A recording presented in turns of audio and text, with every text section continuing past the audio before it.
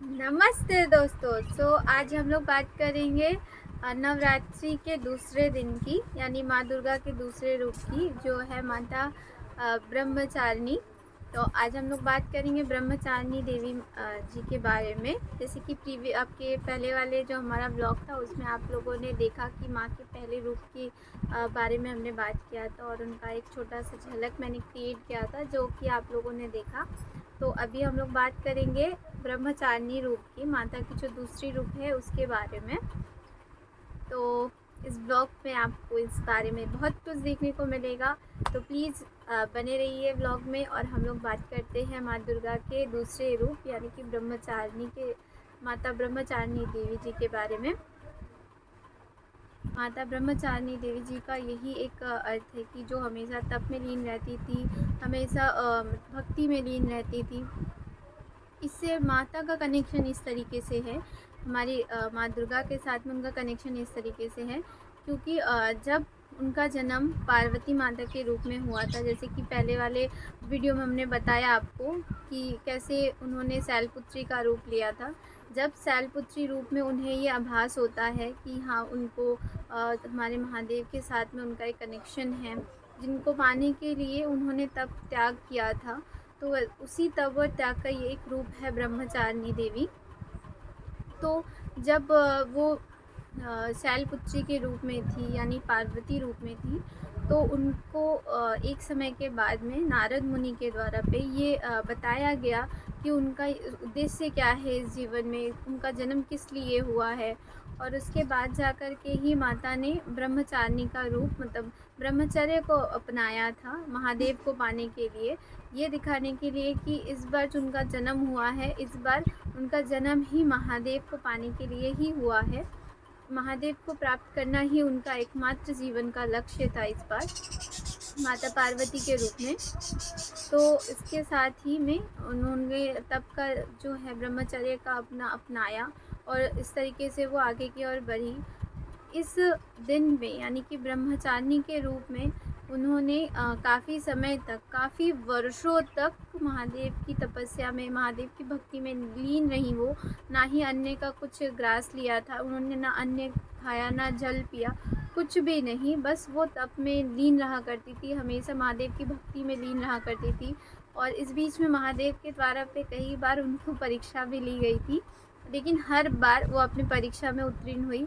और ऐसे करते करते ही वो एक ब्रह्मचारी, मतलब जब उन्होंने ध्यान अपना साधा, ध्यान साधते समय पे इतने वर्ष निकल गए थे, इतने वर्ष निकल गए थे कि वो धीरे धीरे, पहले जैसे कि वो कुछ फल लेती थी, फिर धीरे धीरे वो कुछ पत्तों का सेवन करने लगे, फिर धीरे धीरे वो पत्तों का सेवन भी छोड़ दिए थे और सिर्फ श्वास लेती थी और अपने ध्यान पे मगन रहती थी। वो कुछ खाना पीना कुछ भी नहीं था उनकी।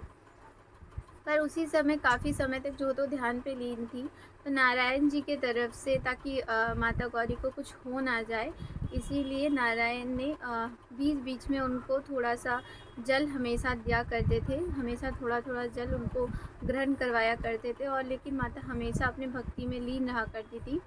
तो काफ़ी वर्षों के बाद जब महादेव को ऐसा लगा कि नहीं, अब माता पूर्णतः मतलब तैयार हो चुकी हैं, वो अब एक देवी का रूप ले सकती है। बहुत समय के बाद महादेव ने फिर उनको एक्सेप्ट किया था।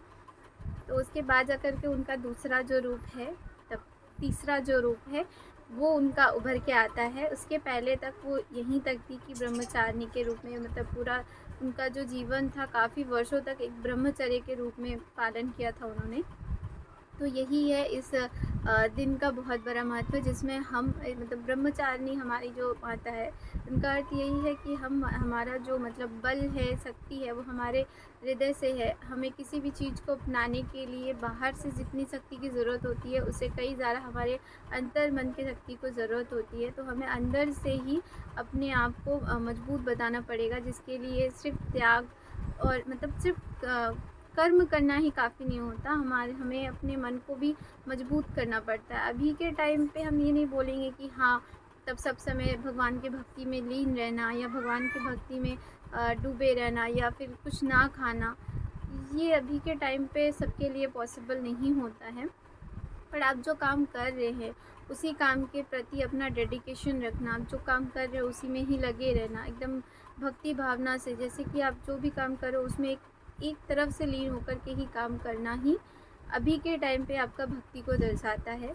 और भी हम बात करते हैं हमारी माता ब्रह्मचारिणी देवी जी के बारे में, तो आगे की वीडियो में आपको और भी कुछ जानने को मिलेंगे। अभी हम चलते हैं, इनका एक छोटा सा झलक क्रिएट करते हैं। आशा करेंगे आप लोगों को अच्छा लगेगा, वीडियो पे बने रहिएगा। दोस्तों तो अभी हमने ड्रेसअप कर लिया है, अभी पारी है मेकअप की। जैसे कि ब्रह्मचारिणी माता का रूप करना है तो इसमें तो ज़्यादा मेकअप हमें करना नहीं है, तो बस मैं थोड़ा सा स्किन को अपना प्रेप कर रही हूँ, थोड़ा सा डल ही रखूँगी बिकॉज़ ब्रह्मचारिणी यानी कि वो सब में लीन है। तो अगर हम खाना पीना नहीं खाते तो जिस तरीके से हमें वो लुक क्रिएट करना है, तो मैं मेरी तरफ से थोड़ा बहुत कोशिश करूँगी। तो बने रहिए, देखते रहिए प्लीज़। जैसे कि दोस्तों अभी हम बात कर रहे हैं माता ब्रह्मचारिणी के बारे में।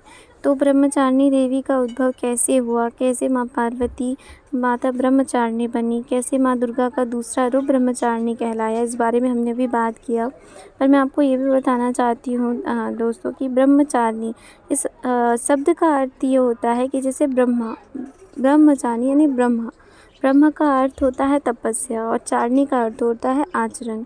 जो तपस्या का आचरण करे वही होती हैं ब्रह्मचारिणी।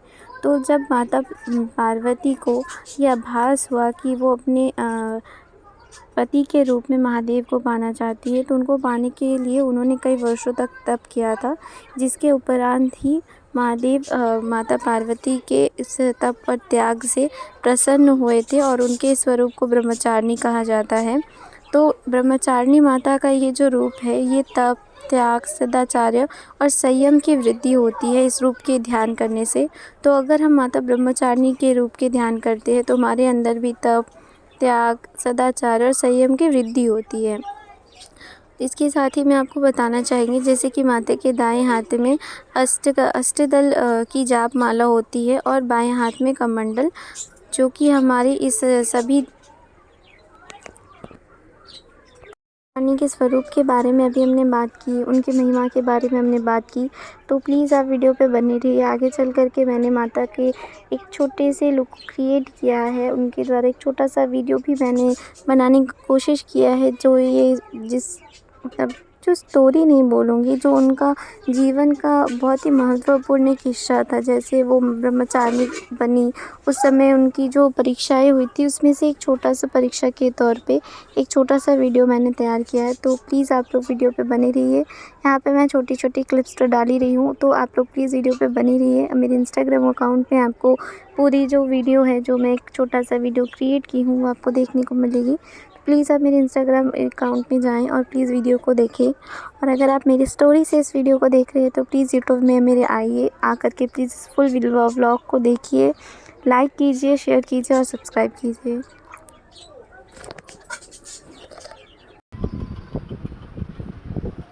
सो फ्रेंड्स अभी हम रेडी हो चुके हैं, अभी हम जा रहे हैं। थोड़ा सा छोटा मैंने क्लिप सोचा है कुछ, तो उसी को शूट करने के लिए जा रही हूँ, जो आपको मेरे इंस्टाग्राम के अकाउंट में देखने को मिलेगी। प्लीज़ मेरे इंस्टाग्राम अकाउंट में जाओ, देखो।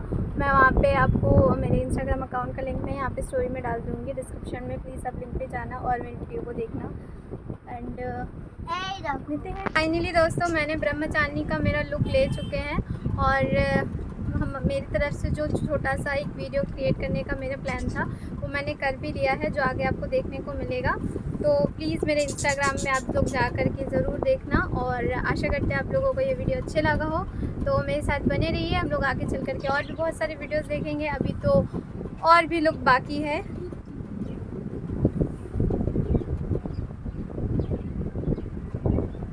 और भी लोग बाकी है, अभी हम वो भी देखेंगे आगे चल कर के। अभी तो बस दूसरा दिन ही है माँ का, अभी और भी आपको देखने को मिलेगा।